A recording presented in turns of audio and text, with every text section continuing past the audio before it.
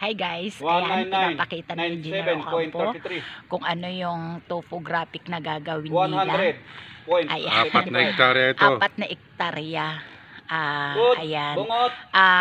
From the start, nag-survey siya hanggang binakuran niya. Tapos nakapag-decide yung may-ari na ipatopographic na rin. Kasi yun na rin ang sinabi ni Engineer sa kanya. Kasi medyo iba yung style ng lupa niya kasi. Kaya kailangan din yun, yung mga medyo bangin, medyo naggaganon-ganon yung lupa nila. Kaya kailangan nila yung topographic survey. 183, Gamitin namin yung topographic survey sa paggawa ng, kasi gagawin tong resort. 183-22. Na yung bang ano, yung takbuhan ng mga nag-unwind coming from the city, pumunta rin dito sa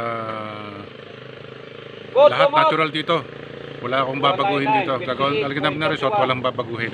Tama. Parang gagawing camping site ba? Yun.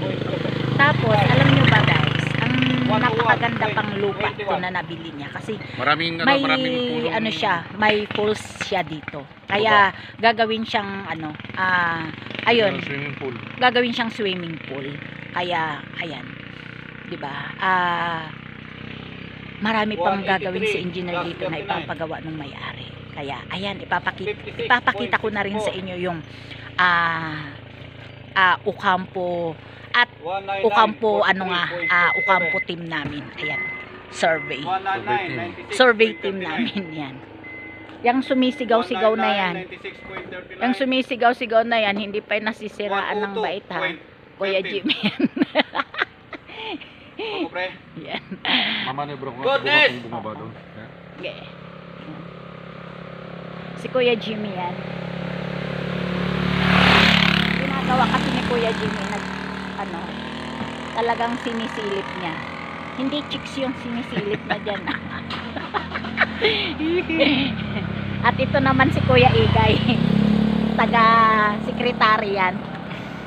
Sekretary ni Kuya Jimmy yan. Para malaman ang lahat. Ayan.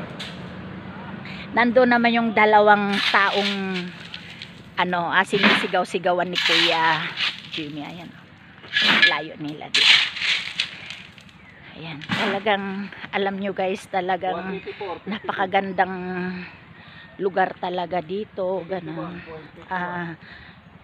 Medyo may kamahalan na rin talaga ang mga lupa dito. Ayan o. Kung makikita nyo lang, diba?